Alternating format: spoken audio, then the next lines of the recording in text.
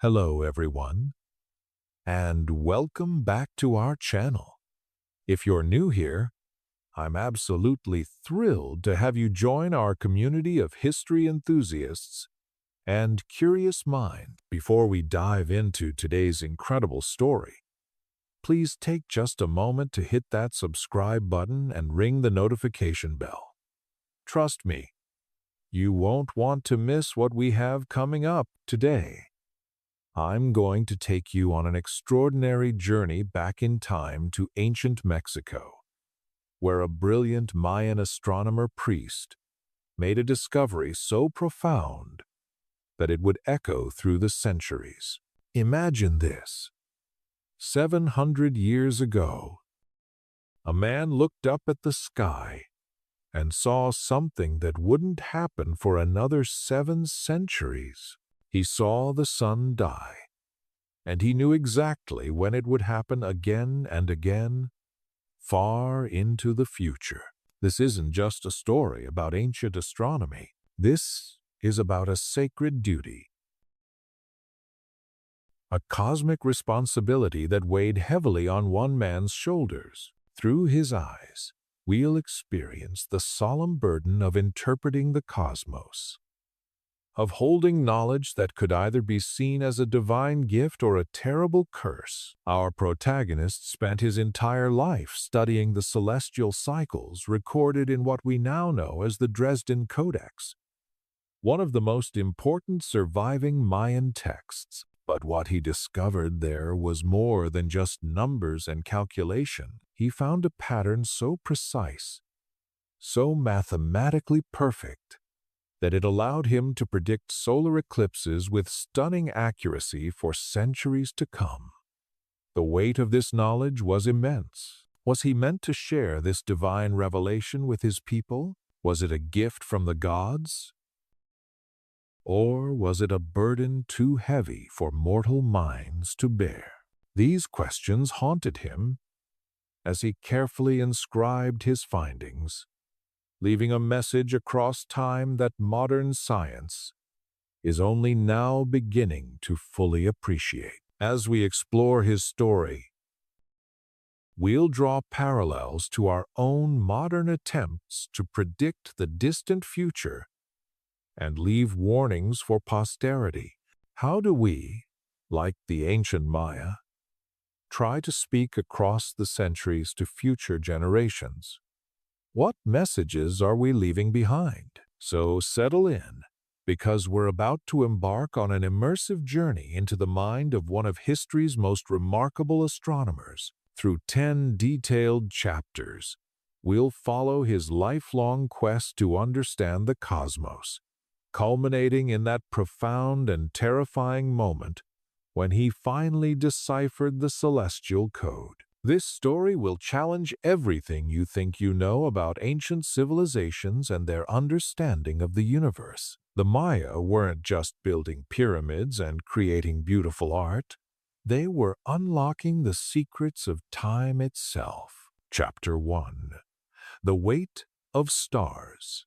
But before we reveal the moment that changed everything, let me tell you about the man who would become the keeper of time itself. Itzamna K'inich stood at the apex of the Great Pyramid of Chichen Itza, his weathered hands gripping the stone parapet as he gazed upward at the star-drunk sky. The year was 1325 by the count of the foreigners who would one day come from across the great waters, though he knew nothing of their calendar or their conquest. To him, this was the year 12 Ahau, 8 Kankin, in the 13th Baktun of the long count, a time when the cosmic wheels turned with particular significance. At 43 years of age, Itzamna had already spent more than half his life studying the movements of the celestial bodies. His father, Akbalna, had been the chief astronomer-priest before him, and his grandfather before that. The knowledge of the stars ran in his bloodline like sacred water through ancient channels, passed down through generations of careful observation and meticulous record-keeping. The night air was thick with the scent of copal incense rising from the temples below, where other priests maintained their vigils. But Itzamna's attention was focused entirely on the heavens above. Tonight was different. Tonight, the calculations he had been working on for the past 3 years were about to be tested. In his left hand, he held a piece of bark paper covered in his own careful glyphs. Calculations that had consumed countless nights of observation and computation. The Dresden Codex, the sacred book of astronomical tables that had been passed down through his lineage, lay open on the stone table beside him. Its pages, illuminated by the flickering light of a torch, revealed the accumulated wisdom of centuries. The Codex was more than just a book. It was a living document that chronicled the eternal dance of the celestial bodies. Venus tables that predicted the morning and evening stars' appearances with stunning accuracy, lunar series that tracked the phases of the moon across vast cycles of time, and most importantly for tonight's work, the eclipse tables that had been painstakingly compiled by his ancestors. Itzamna had been born into this world of cosmic responsibility during a lunar eclipse, a fact that his father had always said marked him for greatness in the astronomical arts. From his earliest memories, he could recall being brought to the observatory chambers beneath the pyramid, where the priests tracked the movements of the planets and stars with a precision that would not be matched by European astronomers for another 500 years. His education had begun at the age of 7, when he first learned to recognize the basic glyphs for the numbers and the days. By 10, he could recite the Venus tables from memory. By 15, he was making his own observations and contributing to the ongoing calculations that kept Mayan society synchronized with the cosmos. The Maya understood something that many modern people have forgotten: that human civilization is intimately connected to the rhythms of the universe. Their agricultural cycles, their religious ceremonies, their political decisions, all were timed according to the movements of the celestial bodies. And it was the astronomer-priests, like Itzamna, who bore the responsibility of maintaining this cosmic harmony. But tonight's observations were different from the routine tracking of Venus or the moon. Tonight, Itzamna was attempting something that had never been done before with such precision. He was trying to predict solar eclipses not just for the next few years, but for centuries into the future. The idea had come to him 3 years earlier, during the festival of Kukulkan, when he had been studying the eclipse records in the Dresden Codex. He had noticed patterns within patterns, cycles within cycles, that suggested a deeper mathematical relationship than anyone had previously recognized. If his calculations were correct, he would be able to predict the exact dates and times of solar eclipses for the next 700 years. The implications were staggering. Such knowledge would represent the ultimate achievement of Mayan astronomy, a feat that would elevate their understanding of the cosmos to divine levels. But it also carried a terrible burden. Who was meant to possess such knowledge? What responsibility came with the ability to see so far into the future? As he stood on the pyramid that night, Itzamna felt the weight of generations of astronomical tradition pressing down upon him. His ancestors had built this observatory, had developed the mathematical systems that made such calculations possible, had preserved the knowledge through wars and famines and the rise and fall of cities. Now it fell to him to take that knowledge to its ultimate conclusion. The stars wheeled overhead in their eternal dance, indifferent to human concerns yet intimately connected to human fate. Itzamna knew that somewhere among those points of light lay the answers he sought. The question was whether he was worthy to receive them, and whether humanity was ready for such profound knowledge of the future. As the night deepened and the constellation of the Scorpion began its descent toward the western horizon, Itzamna prepared to begin the observations that would either confirm his revolutionary calculations or send him back to years more of painstaking work. Either way, he knew that this night would mark a turning point in his understanding of the cosmos and his place within it.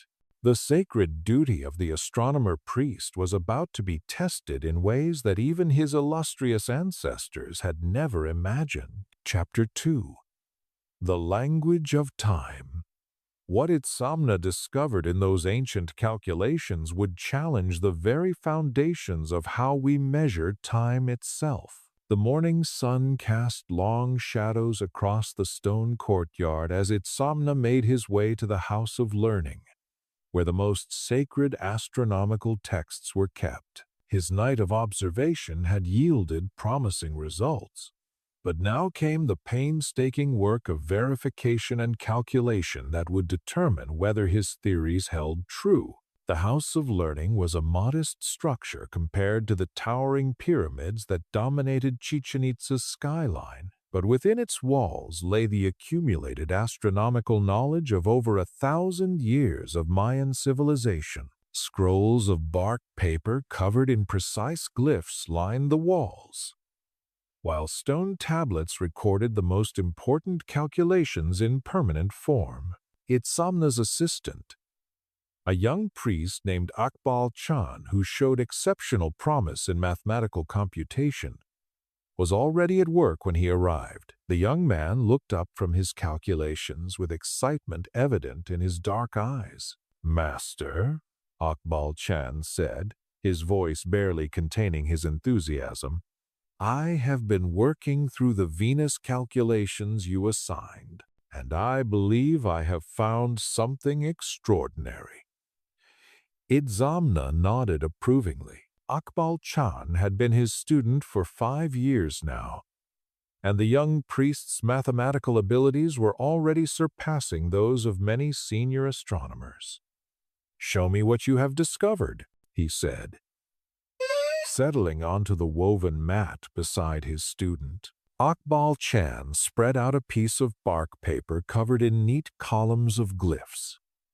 "I was examining the Venus tables in the Dresden Codex, looking for the patterns you described, but instead of focusing on the obvious cycles, I began to look at the relationships between the Venus cycle and the solar year."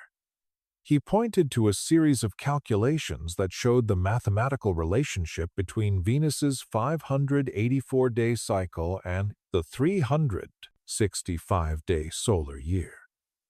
If we multiply the Venus cycle by 5, we get 2,920 days.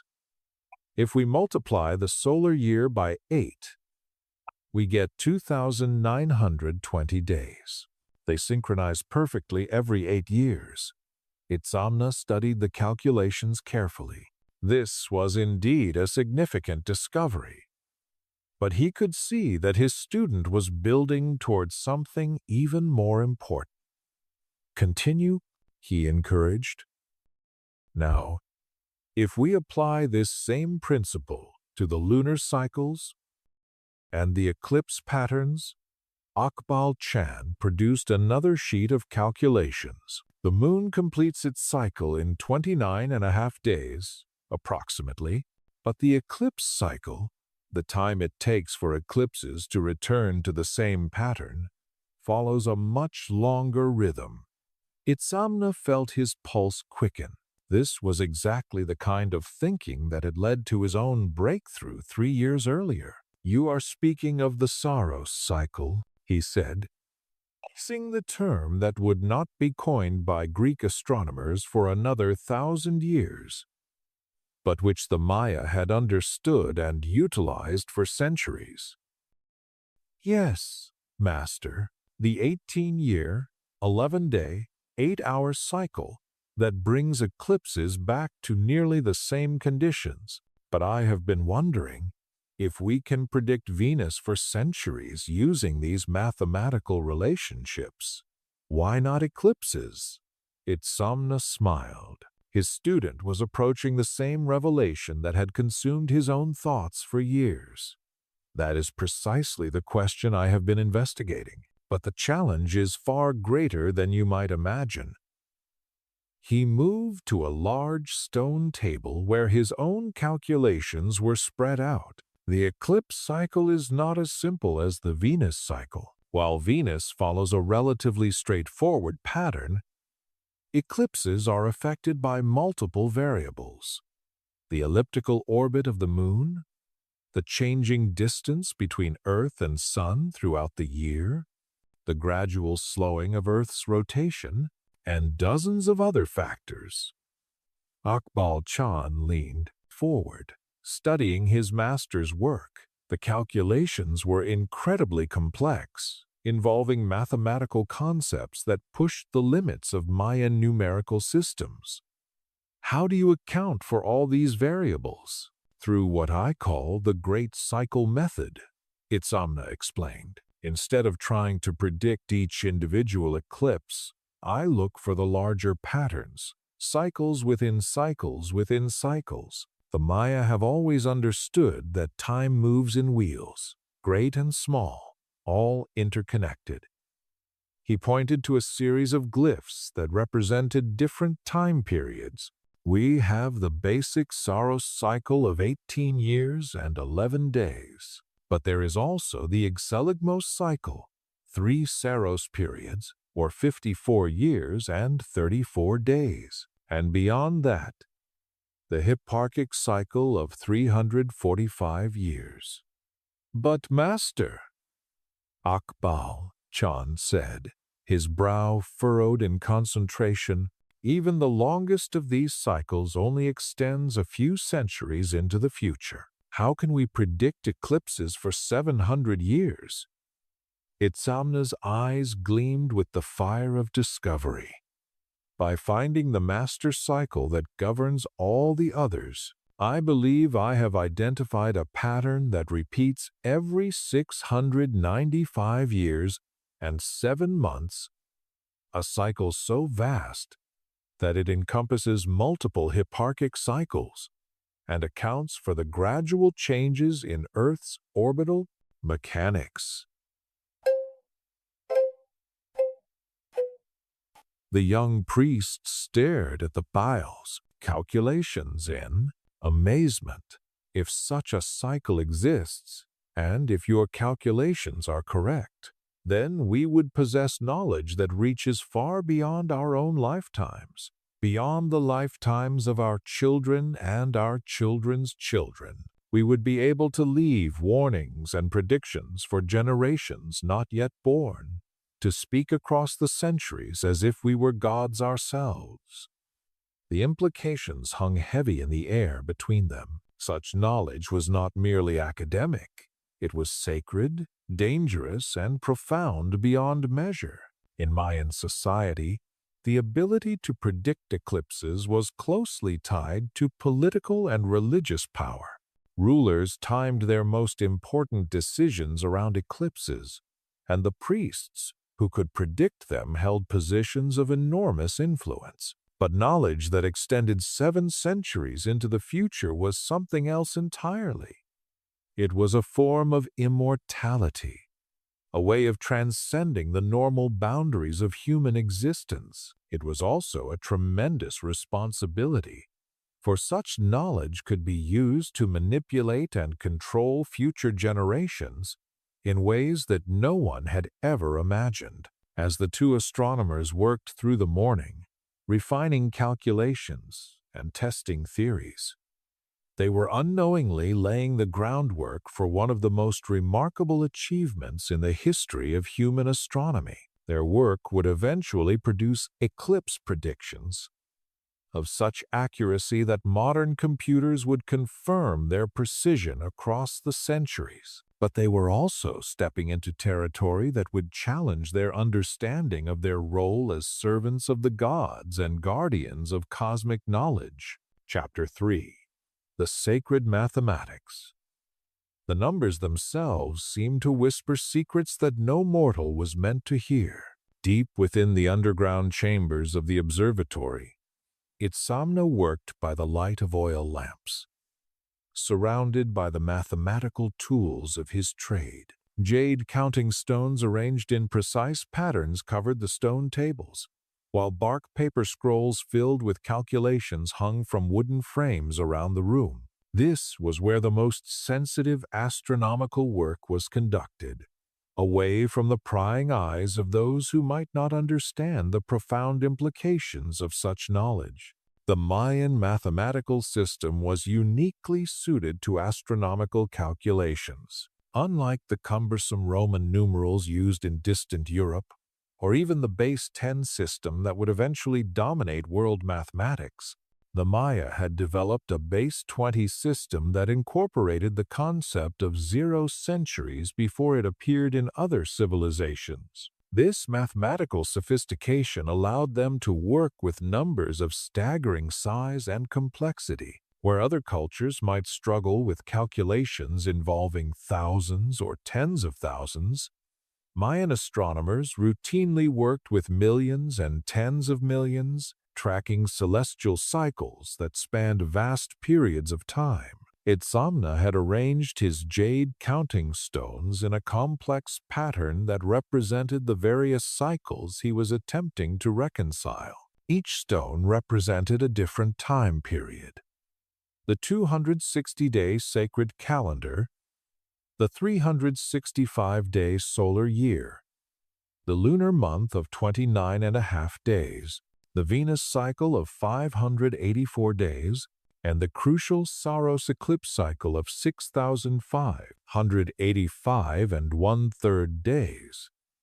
But these were just the basic cycles. To achieve the precision he sought, Itzamna had to account for dozens of smaller variations and corrections. The solar year, for instance, was not exactly 365 days, but 365 and approximately 1/4 days, over centuries.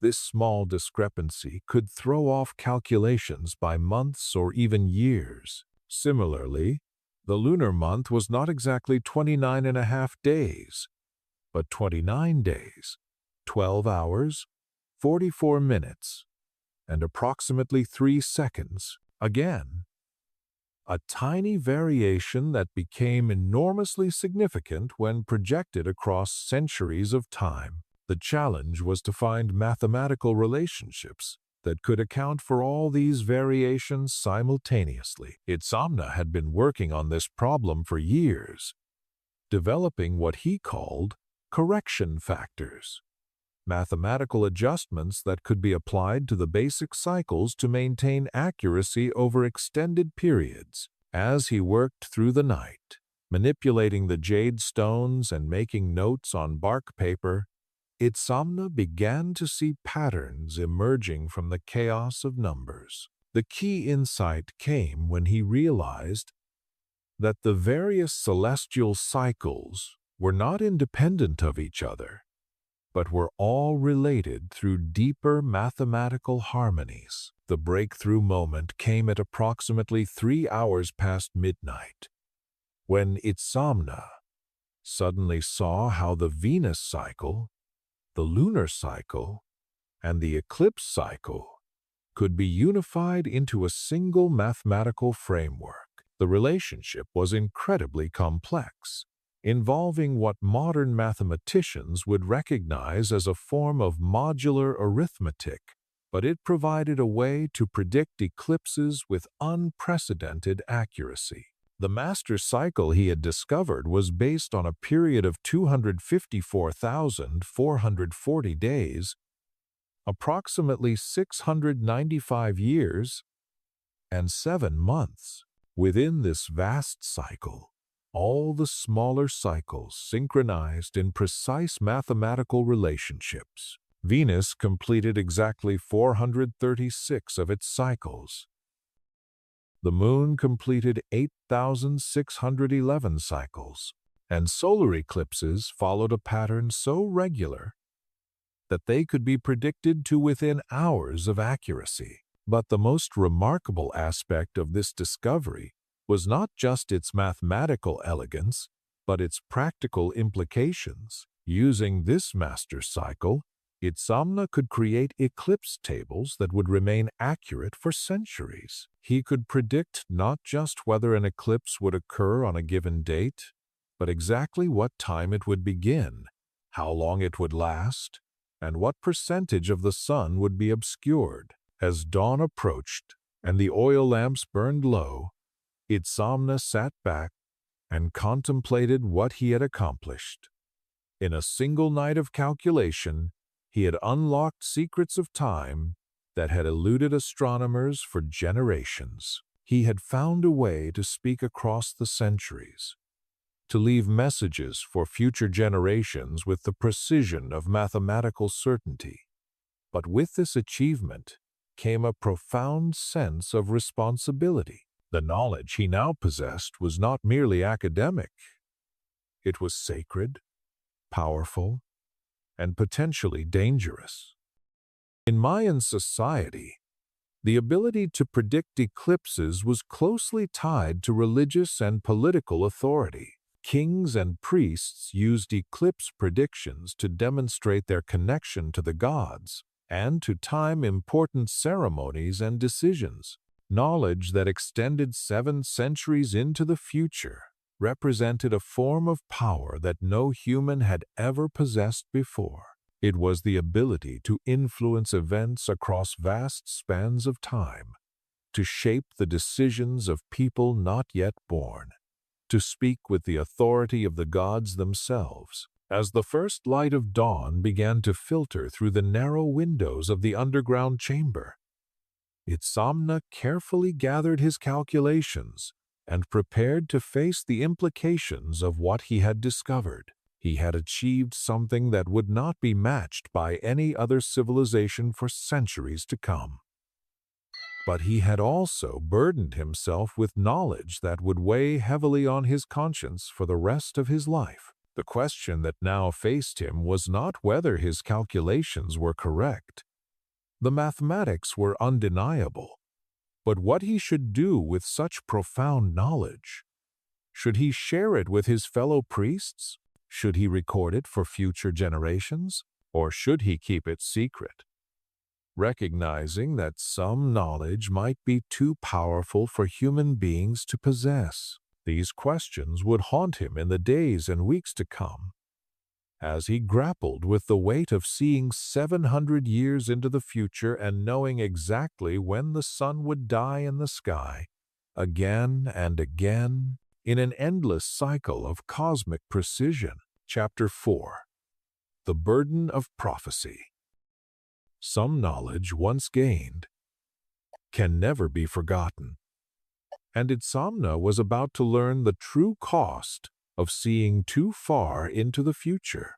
3 weeks had passed since Itzamna's breakthrough, and the weight of his discovery had begun to manifest in ways he had never anticipated. Sleep came fitfully now, interrupted by dreams of future eclipses and the faces of people who would witness them centuries after his death. During his waking hours, he found himself distracted during routine ceremonies, his mind constantly drawn to the implications of his calculations. The other priests had begun to notice his changed demeanor. Akbal, the senior astronomer who had been Itzamna's mentor in his youth, approached him one morning as he stood on the observatory platform, staring at the sun through a piece of smoked obsidian. "My young colleague," Akbal said, his voice carrying the gentle authority of age and experience. "You have been troubled for many days now. The other priests speak of your distraction during the morning prayers, and I myself have noticed that you no longer participate in our evening discussions of astronomical matters." Akbal was nearly 70 years old, his hair white as limestone and his face deeply lined from decades of studying the sky. He had been the chief astronomer-priest for over 30 years, and had guided Itzamna through his early training in the astronomical arts. "Honored teacher," Itzamna replied, "I have been working on calculations that have revealed certain truths about the nature of time and celestial cycles. The implications of these discoveries have been weighing heavily on my mind." Akbal Na studied his former student with keen eyes. "You speak as one who has seen too far into the future. This is a burden that comes to all astronomers eventually. The realization that our knowledge extends beyond our own lifetimes, that we serve purposes greater than ourselves. But this is different," Itzamna said, his voice barely above a whisper. "I have found a way to predict solar eclipses for 700 years into the future. I can see the exact dates and times when the sun will be devoured by the cosmic serpent, when day will turn to night, and the stars will appear in the afternoon sky." The older priest was silent for a long moment, absorbing the magnitude of what he had just heard. Finally, he spoke. "Show me these calculations." They descended to the underground chamber where Itzamna kept his most sensitive work. By the light of oil lamps, he spread out the bark paper scrolls covered in his intricate calculations. For the next several hours, Akbal Na studied the mathematical relationships, checking and rechecking the complex formulas that Itzamna had developed. "This is extraordinary work," the senior priest finally admitted. "The mathematical sophistication required to achieve such precision, I have never seen anything like it. But I understand now why you have been troubled." He gestured to the scrolls spread across the stone table. "This knowledge represents a form of power that no human being has ever possessed before. To know the future with such certainty, to be able to predict the actions of the gods themselves 7 centuries in advance. It is both a tremendous gift and a terrible burden." Itzamna nodded, relief flooding through him at finally being able to share his concerns with someone who understood their magnitude. "I have been asking myself whether such knowledge is meant for human minds to possess. Are we overstepping the boundaries that the gods have set for mortal understanding? That is the eternal question of the astronomer-priest," Akbal Na replied. "We are given the ability to read the movements of the celestial bodies, to understand the patterns that govern the cosmos. But with each new discovery, we must ask ourselves whether we are serving the gods or attempting to become gods ourselves." The conversation was interrupted by the arrival of Akbal Chan, who had been searching for his master. The young priest's eyes widened when he saw the calculations spread across the table, and he immediately understood that something momentous was taking place. "Master," he said to Itzamna, "the high priest Kukulkan, Itzam has requested your presence in the council chamber. He wishes to discuss the timing of the upcoming ceremony of the descending god." Itzamna felt a chill run down his spine. The ceremony of the descending god was one of the most important religious observances in the Mayan calendar, timed to coincide with specific astronomical events. If the high priest was consulting him about the timing, it meant that his reputation as an astronomer had reached the highest levels of the religious hierarchy. "Tell the high priest that I will attend him shortly," Itzamna replied. After Akbal Chan had departed, he turned back to his mentor. "What should I do? If I reveal the full extent of my knowledge, it could fundamentally change how our society understands time and prophecy. But if I remain silent, I may be failing in my duty as a servant of the gods." Akbal Na considered the question carefully.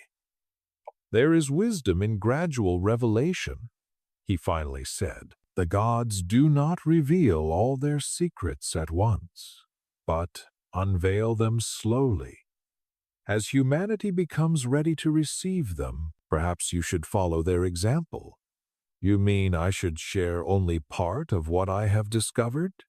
I mean you should consider carefully what purposes your knowledge should serve. If you can use your eclipse predictions to benefit our people, to help them prepare for the cosmic events that will shape their future, then perhaps that is the God's intention. But knowledge that serves only to demonstrate power, or that could be used to manipulate and control others, may be better kept secret.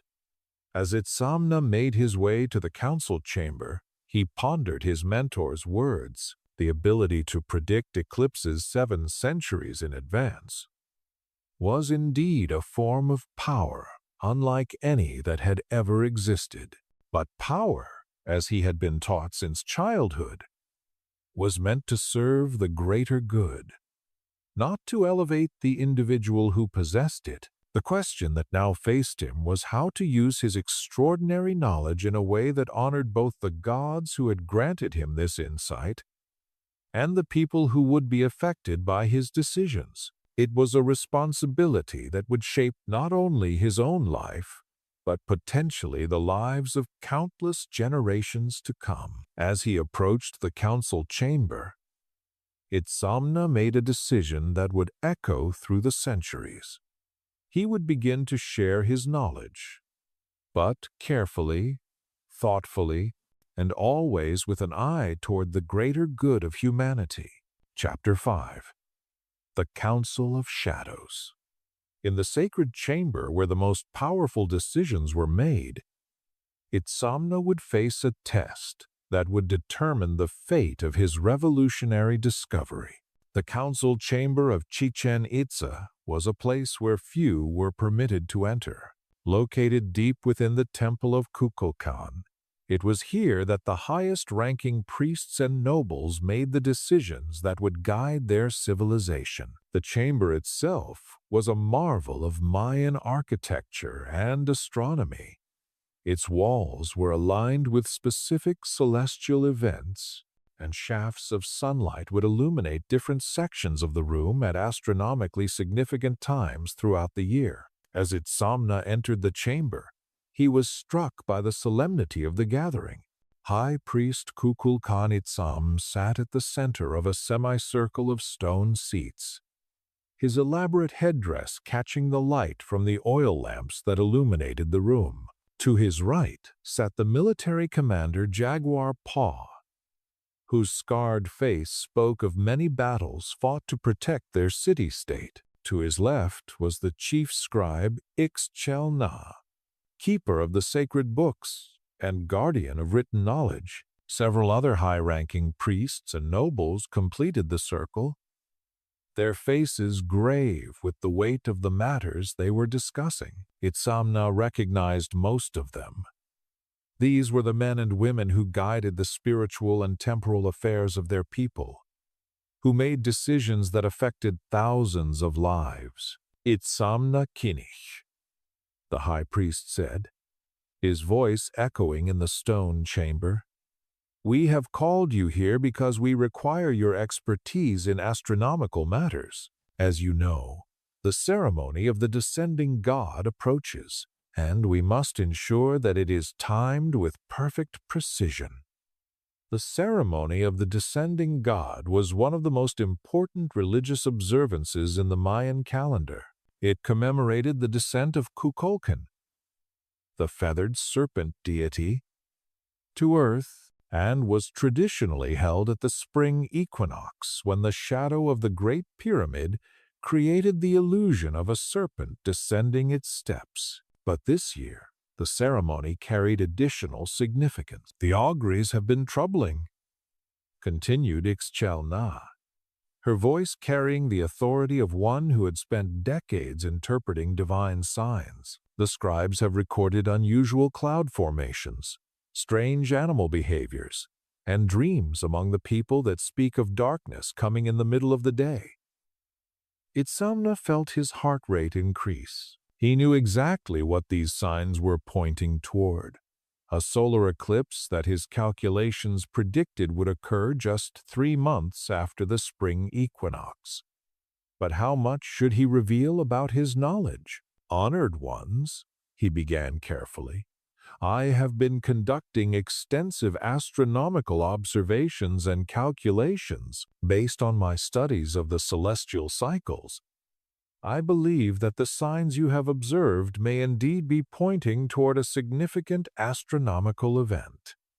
Jaguar Paw leaned forward, his warrior's instincts alert to potential threats. What kind of astronomical event? Are we facing some form of cosmic attack? Should we prepare our defenses? "Not an attack in the military sense," Itzamna replied, "but rather a natural celestial phenomenon that our ancestors have observed and recorded for centuries. I believe we may witness a solar eclipse in the coming months." The chamber fell silent as the council members absorbed this information. Solar eclipses were among the most feared and revered of all celestial events in Mayan culture. They were seen as moments when the cosmic serpent devoured the sun, when the normal order of the universe was temporarily suspended, when the gods walked more closely among mortals. High Priest Kukulkan Itzam spoke first. "Can you predict the exact timing of this eclipse? Our people will need to be prepared with the proper ceremonies and offerings to ensure that the sun is restored to the sky." This was the moment Itzamna had been dreading and anticipating. He could give them the basic prediction. The eclipse would occur on the 15th day of the month Yaxkin, beginning approximately 2 hours after sunrise and lasting for nearly 4 minutes of totality. But should he reveal the full extent of his knowledge? "I can predict not only this eclipse," he said, making a decision that would change the course of his life, "but many eclipses to come. My calculations extend far into the future, providing precise predictions for generations of our descendants." The impact of his words was immediate and profound. Several council members exchanged glances of amazement and concern. The ability to predict eclipses was already considered a sacred gift, but knowledge that extended across generations represented something unprecedented. "How far into the future?" asked Itzamna, her scholarly curiosity overcoming her initial shock. Itzamna took a deep breath. 700 years. Finally, High Priest Kukulkan Itzam found his voice. 700 years, he repeated slowly. "You claim to possess knowledge that extends beyond the lifetimes of our children's children's children, to times when our great-great-grandchildren will be dust, and their descendants will have forgotten our names. I do not claim this lightly. Honored one, the mathematics are complex beyond anything previously attempted, but they are sound. I can provide eclipse predictions with precision measured in minutes, not just days or months." Jaguar Paw's expression had grown troubled. Such knowledge represents enormous power. If you can predict when the gods will darken the sky, you possess the ability to influence the decisions of rulers and the fears of common people for centuries to come. "That is precisely why I have been reluctant to reveal the full extent of my discoveries," Itzamna admitted. "Knowledge of this magnitude carries responsibilities that I am not certain any mortal should bear." The council members began to discuss the implications among themselves, their voices low but intense. Itzamna could hear fragments of their conversation. Concerns about the political ramifications of such knowledge, questions about whether it should be shared with other city-states, debates about how to verify the accuracy of his prediction. Finally, High Priest Kukulkan Itzam called for silence. "Itzamna K'inich, your claims are extraordinary, and if true, They represent a gift from the gods unlike any we have ever received. But extraordinary claims require extraordinary proof. He paused, considering his words carefully. We propose a test. You will provide us with your prediction for the upcoming eclipse, including the exact time it will begin and end, the degree of obscuration, and any other details your calculations can provide. If your prediction proves accurate, we will consider the broader implications of your knowledge. And if it proves inaccurate? Itzamna asked. Though he already knew the answer, then you will be removed from your position as astronomer-priest, and your claims will be forgotten as the delusions of an overly ambitious mind. The stakes could not have been higher. Itzamna's entire life's work, his reputation, and his future all hung in the balance. But he also knew that his calculations were correct. The mathematics were undeniable, and his observations had confirmed every aspect of his theoretical framework. I accept your test, he said with quiet confidence. The eclipse will occur on the 15th day of Yakskin, beginning exactly 2 hours and 17 minutes after sunrise. Totality will last for 3 minutes and 42 seconds, and the sun will be completely obscured except for a thin ring of fire around the edges. As he left the council chamber, Itzamna realized that he had just committed himself to a path from which there could be no return. In 3 months, his revolutionary discovery would either be validated before the most powerful people in his civilization, or he would be disgraced and exiled as a fraud. The weight of 700 years of future knowledge pressed down upon him as he walked through the corridors of the temple, knowing that everything he had worked for now depended on a few minutes of cosmic precision. Chapter 6. The day the sun died. The moment of truth had arrived, and with it, the most terrifying and beautiful spectacle in the heavens. The 15th day of Yakskin dawned clear and bright, with not a single cloud marring the perfect blue of the sky. Itzamna had barely slept in the 3 days leading up to this moment, his mind consumed with last-minute calculations and the growing weight of anticipation. Everything he had worked for, everything he believed about the nature of time and celestial mechanics, would be tested in the next few hours. By dawn, thousands of people had gathered in the great plaza of Chichen Itza. Word of the predicted eclipse had spread throughout the city and beyond, drawing pilgrims from distant settlements who wanted to witness this cosmic event. The high priest had declared it a day of sacred observance, and elaborate preparations had been made to ensure that the proper ceremonies would be conducted to help the sun survive its battle with the cosmic serpent. Itzamna stood on the highest platform of the Great Pyramid, surrounded by the members of the council and dozens of other priests and nobles. In his hands, he held a piece of polished obsidian that would allow him to observe the eclipse safely, while around him, other astronomers prepared their own instruments and recording materials. The atmosphere was electric with tension and anticipation. If Itzamna's prediction proved accurate, it would validate not only his specific calculations, but his entire revolutionary approach to astronomical mathematics. If it proved wrong, he would be disgraced and his theories discredited, possibly forever. High Priest Kukulkan Itzam stood beside him, his elaborate ceremonial robes glittering with jade and gold ornaments. "The time approaches," he said, his voice carrying across the platform. "According to your calculations, the eclipse should begin in less than 1 hour." Itzamna nodded, his throat too tight with emotion to speak. He had calculated that the eclipse would begin at exactly 2 hours and 17 minutes after sunrise, which corresponded to the moment when the sun would be approximately 30 degrees above the eastern horizon. His mathematical models predicted that the moon's shadow would first touch the edge of the sun at that precise instant.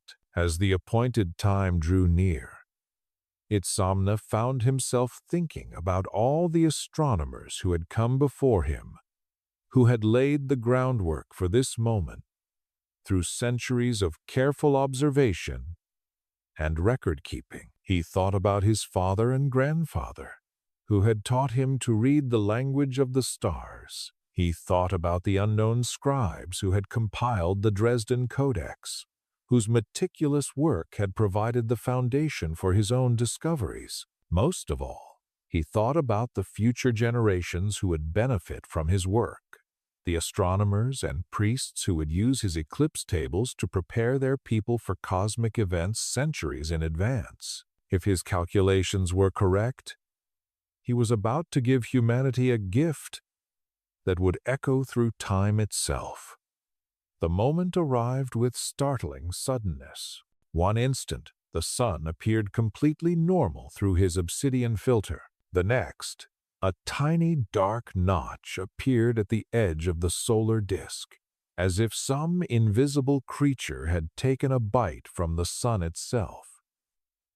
Itzamna whispered, his voice barely audible above the sound of his own heartbeat. Around him, the other observers erupted in exclamations of amazement and reverence. The eclipse was beginning exactly as he had predicted, down to the minute, but this was only the first test. The real validation would come during the next hour and a half, as the moon continued its journey across the face of the sun. As the eclipse progressed, Itzamna called out his observations to the scribes who were recording every detail. The moon's shadow crept steadily across the sun, following precisely the path that his calculations had predicted. The temperature began to drop noticeably, and the quality of light took on an eerie, silvery cast that made everything appear dreamlike and unreal. Birds began to return to their roosts, confused by the approaching darkness. Flowers started to close their petals, responding to what their primitive senses interpreted as the onset of night. In the plaza below, the assembled crowd watched in awe and terror as day slowly transformed into an otherworldly twilight. The priests began their ceremonial chants, ancient words passed down through generations that were believed to help the sun in its cosmic battle. The sound of thousands of voices raised in unison created a haunting backdrop to the celestial drama unfolding overhead. As totality approached, the pace of change accelerated dramatically. The remaining sliver of sun became thinner and thinner until it resembled a brilliant crescent hanging in the darkening sky. The temperature dropped even further, and a strange, expectant hush fell over the natural world. Then, with breathtaking suddenness, the last ray of direct sunlight was extinguished. The sun's corona burst into view around the dark silhouette of the moon, creating a spectacular display of silver fire that no human eye could behold without being forever chained. Stars appeared in the darkened sky, and the horizon glowed with the eerie light of a 360-degree sunset. 3 minutes and 42 seconds, Itzamna called out, beginning the countdown to the end of totality. Around him, even the most experienced astronomers stood in stunned silence, overwhelmed by the majesty of the cosmic spectacle. For those brief minutes, time seemed suspended. The normal order of the universe had been temporarily overturned, and humanity stood witness to one of nature's most profound demonstrations of celestial mechanics. It was a moment that connected them directly to the cosmic forces that governed their existence, a reminder of their place in the vast machinery of the heavens. Then, As suddenly as it had begun, totality ended. A brilliant point of light erupted from the edge of the moon's silhouette as the sun began to emerge from behind its cosmic veil. The crowd in the plaza erupted in cheers and celebrations, their joy at the sun's return mixing with amazement at having witnessed such an incredible event. As the moon continued its journey and the sun gradually returned to its full brightness, Itzamna felt a profound sense of validation and accomplishment. His prediction had been accurate to the minute, confirming not only his specific calculations but the entire mathematical framework he had developed. High Priest Kukulkan Itzam placed a hand on his shoulder. "Your knowledge has been proven true," he said solemnly. "The gods have indeed granted you the ability to see far into the future. Now we must decide how this gift should be used." As the eclipse ended and normal daylight returned to Chichen Itza, Itzamna realized that his life had been forever changed. He had successfully demonstrated the power of his revolutionary astronomical methods, but he had also accepted a responsibility that would weigh upon him for the rest of his days. The knowledge of 700 years of future eclipses was no longer his secret alone. It was now a sacred trust that would shape the decisions of his civilization for generations to come. Chapter 7. The Codex of Eternity. Now came the most crucial task of all: how to preserve this cosmic knowledge for the countless generations who would need it in the centuries to come. In the weeks following the successful eclipse prediction, Itzamna found himself elevated to a position of unprecedented authority within the religious hierarchy of Chichen Itza. The high priest had granted him the title of Keeper of Future Time, a position that had never existed before, but which recognized the unique nature of his knowledge and responsibilities. With this new authority came the resources to undertake the most ambitious project of his life: the creation of a comprehensive eclipse codex that would preserve his calculations for future generations. This would not be a simple record of his mathematical work, but a complete guide that would allow future astronomers to understand, verify, and extend his predictions. The project began with the selection of materials. For knowledge of such importance, only the finest bark paper would suffice, prepared according to ancient techniques that would ensure its preservation for centuries. The scribes who would assist in the work were chosen from among the most skilled in the city, masters of the intricate glyphic writing system, who could render complex mathematical concepts with perfect precision. But the greatest challenge was not technical. It was philosophical. How do you communicate knowledge across centuries to people whose language, culture, and understanding of the world might be vastly different from your own? How do you ensure that future generations will be able to interpret and use information that depends on mathematical concepts they might not yet have developed? Itzamna spent long hours in consultation with Itzamna, the chief scribe, discussing these challenges. "The problem," she explained as they worked in her scriptorium, "is that written language changes over time. The glyphs we use today are different from those used by our ancestors 500 years ago. How can we be certain that astronomers 7 centuries in the future will be able to read what we write today?" It was a profound question that went to the heart of human communication across time. Itzamna's solution was characteristically mathematical. He would embed multiple layers of redundancy and explanation into the codex, using not just words, but also numerical patterns, astronomical diagrams, and visual representations that would remain comprehensible. Language changed. The codex was structured in 3 main sections: The first contained the fundamental mathematical principles underlying his eclipse calculations, explained in such detail that a competent astronomer could reconstruct his methods from first principles. This section included not just the final formulas, but the step-by-step reasoning that had led to their development.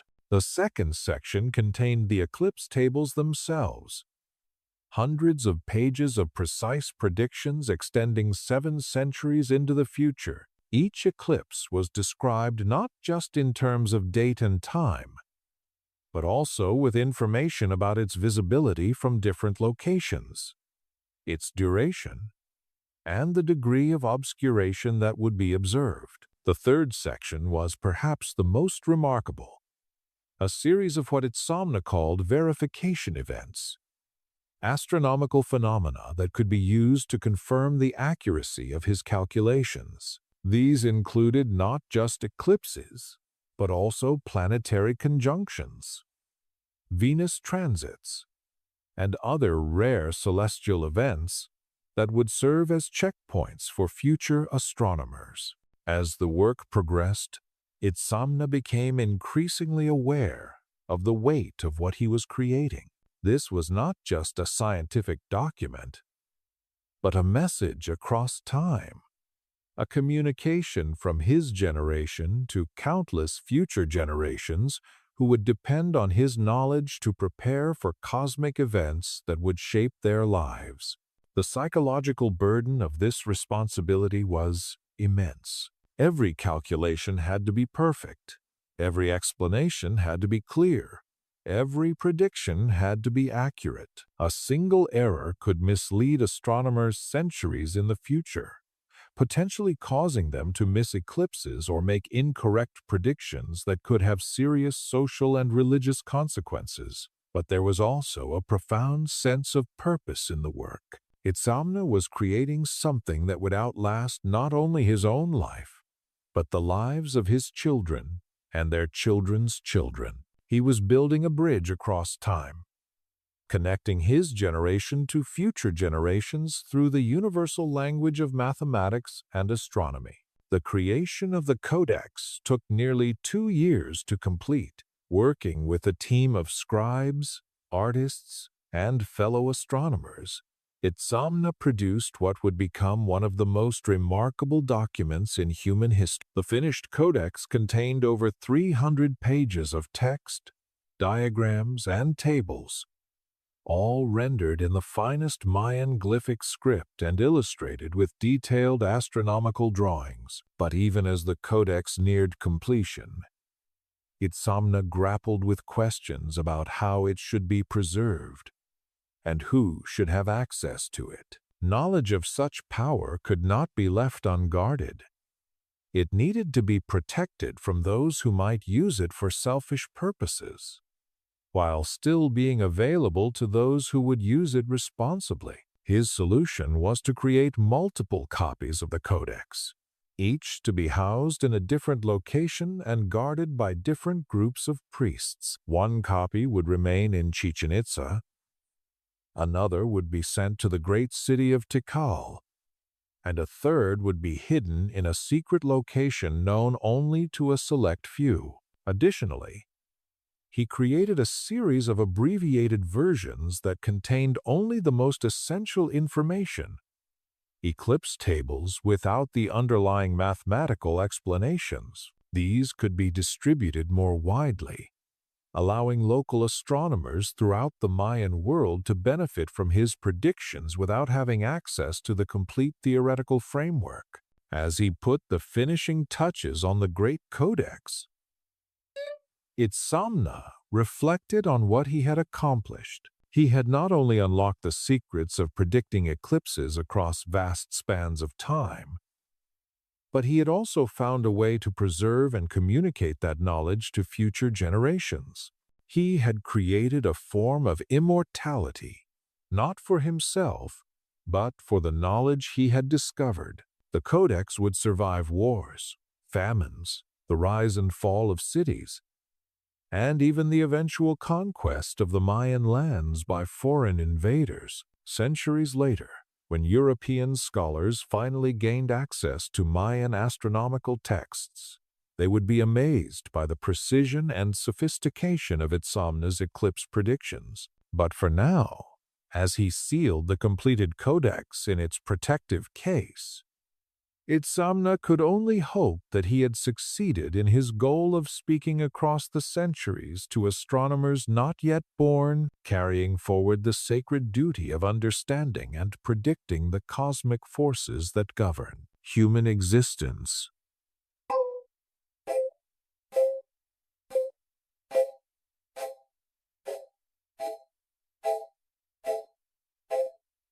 And Itzamna was about to discover that seeing too far into the future could separate him from the present in ways he never imagined. 5 years had passed since the completion of the Great Eclipse Codex, and Itzamna's life had settled into a routine that would have been unimaginable in his younger days. As the keeper of future time, he held a position of enormous respect and authority, consulted by rulers and priests on matters ranging from the timing of religious ceremonies to the planning of military campaigns. Yet, with each passing day, he found himself increasingly isolated from the normal rhythms of human life. While others lived in the present, concerned with immediate needs and desires, Itzamna's mind was constantly drawn to the distant future. He would find himself thinking about eclipses that would occur centuries after his death,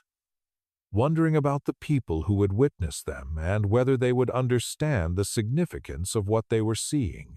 This temporal displacement had begun to affect his relationships with family and friends. His wife, Itza, had grown accustomed to his distracted silences during meals, his tendency to stare at the sky even during casual conversations, his habit of making notes about astronomical calculations at inappropriate moments during social gatherings. "You are no longer fully present with us," she told him one evening as they sat in their garden, watching their young son play among the flowering vines. "Your body is here, but your mind lives in times that will not come for hundreds of years." Itzamna looked at his wife, seeing the concern and sadness in her eyes. Itzel was a remarkable woman in her own right. The daughter of a prominent merchant family, she had received an education that was unusual for women of her time and often served as his sounding board for complex ideas. Her observations about human nature and social dynamics had helped him understand the broader implications of his astronomical work. "I am sorry," he said, taking her hand in his. "The knowledge I carry, it is difficult to explain the weight of it. When you can see 7 centuries into the future, when you know exactly when cosmic events will occur long after everyone you love has returned to dust, it changes how you experience time itself." "But at what cost?" Itzel asked. "You have gained the ability to speak to the future, but you are losing your connection to the present. Our sun grows and changes every day, but you barely notice, because you are thinking about eclipses that will happen when his great-great-grandchildren are old." Her words struck him deeply because he knew they were true. The burden of cosmic knowledge had indeed separated him from the immediate joys and sorrows of human existence. He had become like a man standing on a mountaintop, able to see vast distances but unable to clearly perceive what was happening at his own feet. This isolation was compounded by the fact that very few people could truly understand the magnitude of what he had accomplished. Even among his fellow astronomers, most could grasp only the basic implications of his eclipse predictions. The deeper mathematical principles, the philosophical questions about the nature of time and knowledge, the psychological burden of carrying such information, these were experiences he faced largely alone. His student, Okbal Chan, had grown into a competent astronomer in his own right, but even he sometimes seemed overwhelmed by the complexity of his master's work. During their regular sessions reviewing astronomical calculations, Itzamna could see the young priest struggling to comprehend not just the mathematics, but the existential weight of possessing such knowledge. "Master," Akbal Chen said during one of these sessions, "I have been studying your eclipse tables, and I find myself troubled by a question that I cannot resolve." "What troubles you, my student?" "If we can predict eclipses 7 centuries in advance, if we can see so far into the future with such precision, what does this mean for human free will? Are we simply following a cosmic script that has already been written, or do our choices still matter?" It was a profound question that went to the heart of Mayan philosophy and cosmology. The Maya had always believed in the cyclical nature of time, in the idea that cosmic patterns repeated themselves across vast periods. But Itzamna's work had revealed these patterns with unprecedented precision, raising new questions about the relationship between cosmic determinism and human agency. "The movements of the celestial bodies are indeed determined by mathematical laws," Itzamna replied thoughtfully. "The sun, moon, and planets follow predictable paths that we can calculate with great accuracy. But human behavior, human choices, human creativity, these remain mysteries that no mathematical formula can fully capture."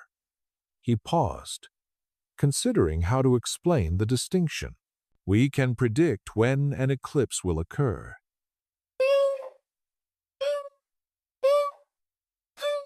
but we cannot predict how people will respond to it. We can calculate the movements of Venus, but we cannot calculate whether a particular ruler will choose war or peace, whether a farmer will plant corn or beans, whether a young man will become a priest or a warrior.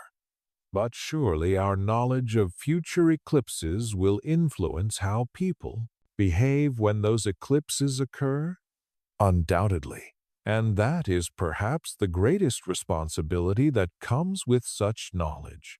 Understanding that our predictions will themselves become part of the events they predict. We are not merely observing the future, we are helping to shape it." This realization had been growing in Itzamna's mind for months. His Eclipse Codex was not just a scientific document. It was an intervention across time, a way of influencing events that would occur centuries after his death. Future rulers would time their decisions around his eclipse predictions. Future priests would use his calculations to plan ceremonies and interpret omens. Future astronomers would build upon his work to make even more precise predictions.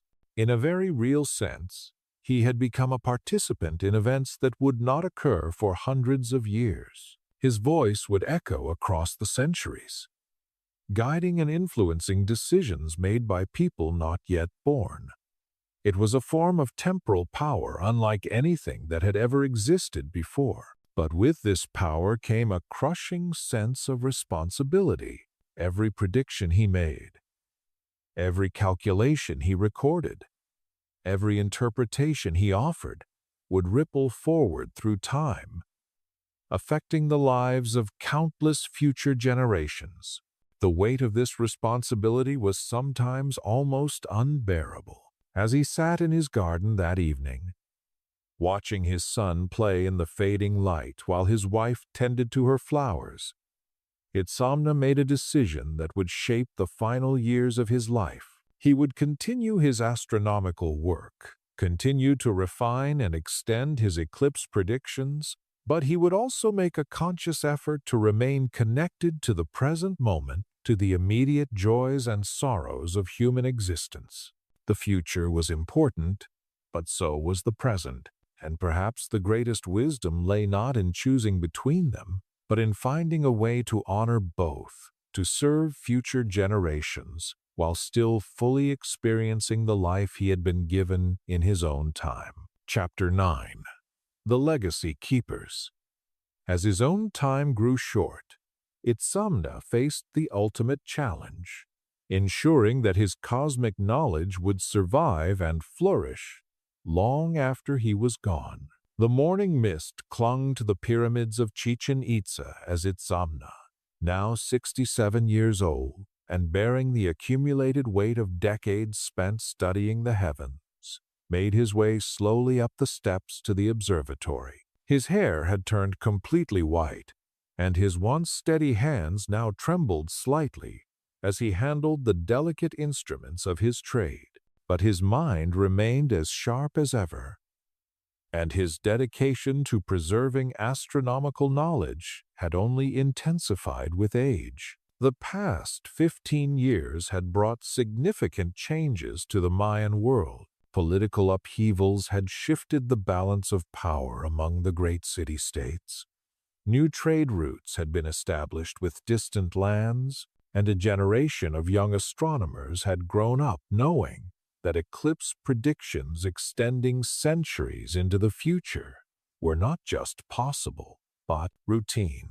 Itzamna had used this time wisely, establishing what he called the Circle of Keepers, a carefully selected group of astronomers and scribes who had been trained not just in the technical aspects of his eclipse calculations, but in the deeper philosophical and ethical principles that should guide the use of such knowledge. The circle consisted of 12 members, each representing a different aspect of astronomical and mathematical knowledge. Akbal Chan, now a master astronomer in his own right, served as the keeper of eclipse calculations. Itzamna, a brilliant young woman who had overcome significant social barriers to pursue astronomical studies, was responsible for Venus and planetary observation. Kukulkan Balam specialized in calendar correlations and timekeeping systems. Each member of the circle had been required to memorize significant portions of the Eclipse Codex, ensuring that the knowledge would survive even if the written records were lost or destroyed. They had also been trained in the art of teaching, so that they could pass the knowledge on to future generations with the same precision and understanding that Itzamna had achieved. But the circle was more than just a repository of technical knowledge.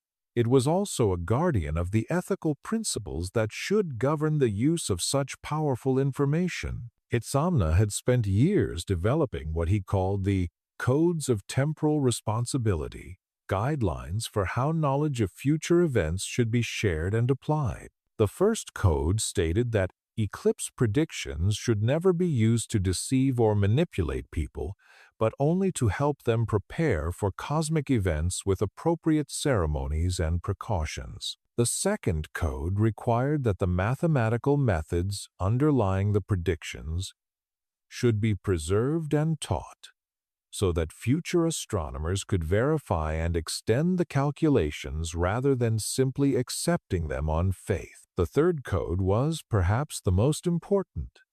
Knowledge of future eclipses should be shared gradually and responsibly, taking into account the social and political context of each revelation. Not all societies would be ready to receive such information at the same time, and the Circle of Keepers had a responsibility to judge when and how to share their knowledge. As Itzamna worked with the Circle members that morning, reviewing the latest refinements to the eclipse calculations, he reflected on how much had been accomplished since his initial breakthrough decades earlier.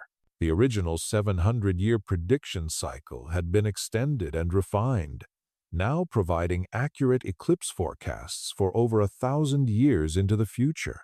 More importantly, the mathematical methods he had developed had been applied to other astronomical phenomena.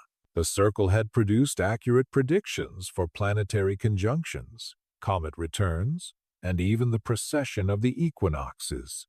the slow wobble of Earth's axis that causes the positions of stars to shift gradually over centuries. But perhaps the most significant development had been the establishment of communication networks with astronomers in other Mayan cities, and even with scholars from distant lands. Copies of the Eclipse Codex had been sent to observatories throughout Mesoamerica, and reports were beginning to come back, confirming the accuracy of the predictions in different geographical locations. This network of astronomical knowledge was creating something unprecedented in human history, a truly international scientific community dedicated to understanding and predicting celestial phenomena.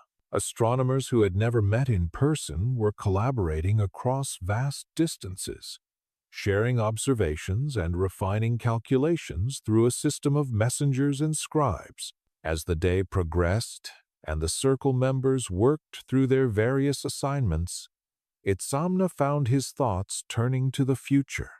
Not just the distant future that his calculations could predict, but the immediate future that would unfold after his own death. He was acutely aware that his time was limited, and that the responsibility for preserving and extending his work would soon pass entirely to the younger generation.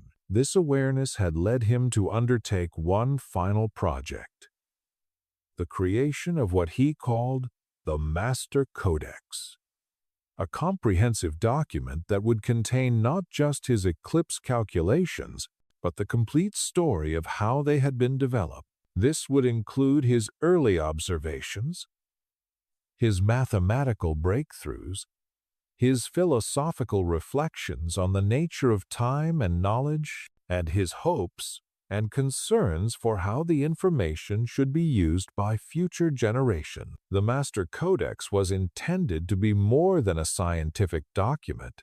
It was meant to be a personal communication from Itzamna to astronomers who would live centuries after his death. In it, he tried to convey not just what he had discovered, but why it mattered, how it felt to possess such knowledge, and what responsibilities came with it.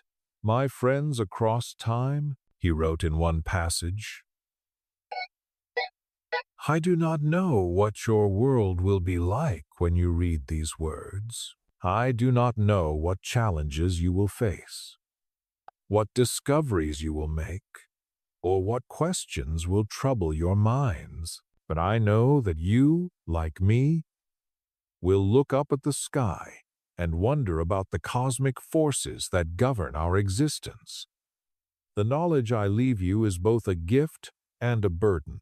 It will allow you to predict when the sun will be darkened and the stars will appear in the daytime sky.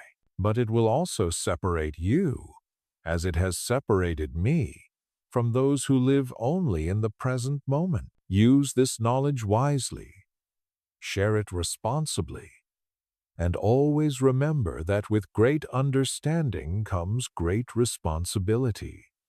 As the sun set over Chichen Itza that evening, casting long shadows across the ancient pyramids, Itzamna felt a deep sense of satisfaction. He had not only unlocked the secrets of predicting eclipses across vast spans of time, but he had also created the institutional structures and ethical frameworks necessary to preserve and responsibly use that knowledge. The Circle of Keepers would continue his work long after he was gone, extending his calculations, refining his methods, and sharing the knowledge with new generations of astronomers. His voice would echo across the centuries, guiding and inspiring scholars who would push the boundaries of human understanding even further than he had imagined possible. But most importantly, he had helped establish the principle that knowledge, no matter how powerful or profound, should always serve the greater good of humanity. The ability to see into the future was not a tool for personal aggrandizement or political manipulation, but a sacred trust that should be used to help all people better understand their place in the cosmic order. Chapter 10. Echoes Across Eternity. In his final years, Itzamna would witness the ultimate validation of his life's work as his predictions began to shape the destiny of civilizations he would never see. The great plaza of Chichen Itza was filled with an unprecedented gathering of astronomers, priests, and scholars from across the Mayan world and beyond. Representatives had come from as far away as the highlands of Guatemala and the coastal cities of the Yucatan, all drawn by reports of the extraordinary astronomical knowledge that had been developed at this ancient center of learning. Itzamna, now 71 years old and nearing the end of his remarkable life, sat in a place of honor on the steps of the Great Pyramid. His body had grown frail with age, but his eyes still held the keen intelligence that had unlocked the secrets of time itself. Today marked the 20th anniversary of his first successful eclipse prediction, and it had been declared a festival of astronomical celebration. But this gathering was more than just a celebration. It was also a demonstration of how profoundly Itzamna's work had transformed the practice of astronomy throughout Mesoamerica. The Eclipse Codex and its associated mathematical methods had spread far beyond Chichen Itza, inspiring a renaissance of astronomical research that was producing new discoveries and insights at an unprecedented pace. Akbal Chan, now the senior astronomer of Chichen Itza, stood before the assembled crowd to deliver the keynote address. His hair was beginning to show streaks of gray, and he carried himself with the authority of someone who had spent decades mastering the most complex astronomical calculations ever attempted. 20 years ago, he began, his voice carrying clearly across the plaza, our master Itzamna K'inich achieved something that had never been done before in human history. He found a way to predict solar eclipses with perfect accuracy for 7 centuries into the future. But what he accomplished was more than just a mathematical breakthrough. He opened a doorway between our time and all future times. The crowd listened in respectful silence as Akbal Chan described the impact of Itzamna's work. Eclipse predictions that had once been uncertain and approximate were now precise to within minutes. Agricultural planning could now take into account cosmic events that would occur decades in advance. Religious ceremonies could be scheduled with perfect timing to coincide with celestial phenomena. But perhaps most importantly, the mathematical methods that Itzamna had developed had been applied to other astronomical problems, leading to a cascade of new discoveries. Venus transits could now be predicted centuries in advance. The complex dance of the planets could be calculated with unprecedented precision. Even the slow precession of the equinoxes, which took over 25,000 years to complete a full cycle, could now be tracked and predicted. As Akbal Chan spoke, Itzamna's mind drifted to the broader implications of what had been accomplished. His work had not just advanced the field of astronomy, it had fundamentally changed humanity's relationship with time itself. For the first time in history, people could know with certainty what cosmic events would occur in the distant future, allowing them to plan and prepare across multiple generations. This capability was already beginning to influence social and political structures throughout the Mayan world. Rulers were making long-term decisions based on eclipse predictions, timing major construction projects and military campaigns to coincide with astronomically significant events. Priests were developing new ceremonies, and rituals that took into account cosmic cycles extending far beyond human lifespans. But Itzamna was also aware of the potential dangers inherent in such knowledge. Information about future eclipses could be used to manipulate and control populations, to claim divine authority, or to justify political decisions that might not be in the best interests of the people. This was why he had worked so hard to establish the Circle of Keepers and the codes of temporal responsibility, to ensure that such powerful knowledge would be used wisely and ethically. As the formal presentations continued throughout the day, representatives from various cities and regions shared reports of how Itzamna's eclipse predictions had been verified and applied in their own communities. Each successful prediction strengthened the credibility of the entire system, building confidence that the calculations would remain accurate for centuries to come. One of the most remarkable reports came from a young astronomer named Itzamna Balam, who had been named in honor of the great master. He described how eclipse predictions had been used to coordinate a massive construction project that would span multiple generations, a series of temples and observatories designed to align with celestial events that would occur over the next 200 years. The architects and engineers are using Master Itzamna's calculations to ensure that each structure will be perfectly positioned to observe specific eclipses and planetary conjunctions. The young astronomer explained, future generations will inherit not just buildings, but a complete astronomical instrument designed to track the movements of the heavens across centuries of time. As evening approached and the formal presentations drew to a close, Itzamna was invited to address the gathering. With assistance from his students, he made his way slowly to the speaking platform, his aged body moving carefully but his mind still sharp and focused. "My friends and colleagues," he began, his voice weaker than it once had been but still carrying the authority of a lifetime spent in service to astronomical truth. "When I first began the calculations that would lead to our eclipse predictions, I thought I was simply solving a mathematical problem. I did not realize that I was opening a conversation with the future." He paused, looking out over the assembled crowd of astronomers and scholars who represented the next generation of cosmic investigators.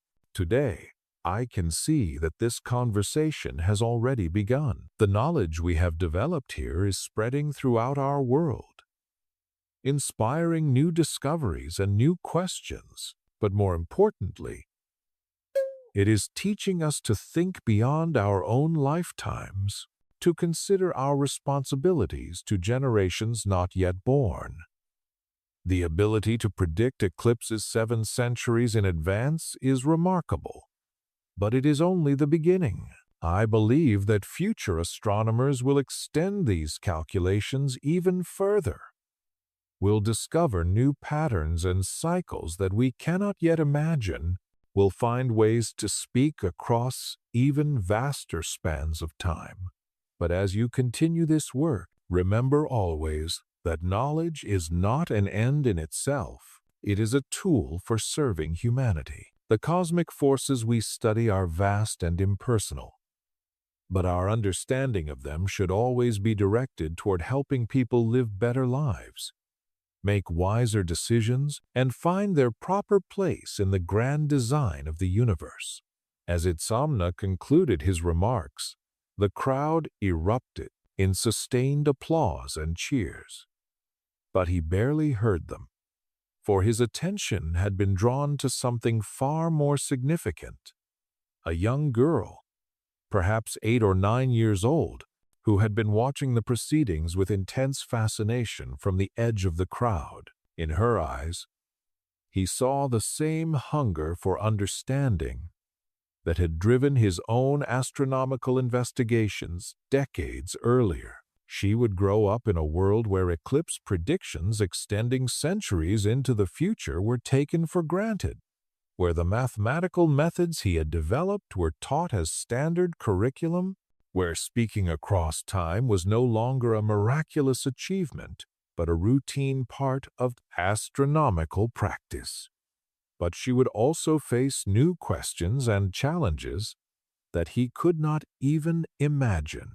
She would push the boundaries of knowledge even further, would discover new patterns in the cosmic dance, would find new ways to bridge the gap between human understanding and the infinite complexity of the universe. As the festival concluded and the crowd began to disperse, Itzamna felt a profound sense of completion. He had not just unlocked the secrets of predicting eclipses, he had helped establish a tradition of astronomical investigation that would continue long after his death. His voice would echo across the centuries, inspiring and guiding future generations of scholars who would carry the torch of human understanding ever higher. The sun was setting over Chichen Itza, casting long shadows across the ancient pyramids where so many cosmic secrets had been revealed. But Itzamna knew that this was not an ending. It was a beginning. The conversation with the future that he had started would continue for as long as human beings looked up at the sky and wondered about their place in the cosmic order. And somewhere in that distant future, 700 years hence, astronomers would witness the eclipses he had predicted with such precision, and they would remember the Mayan priest who had first learned to see the sun die across the vast expanse of time itself. Don't forget to leave a comment below sharing your thoughts on this incredible story of ancient astronomical achievement. And if you enjoyed this journey through time with Itzamna K'inich, make sure to subscribe for more fascinating stories from history. What other ancient mysteries would you like us to explore? Let us know in the comments, and we'll see you in the next video.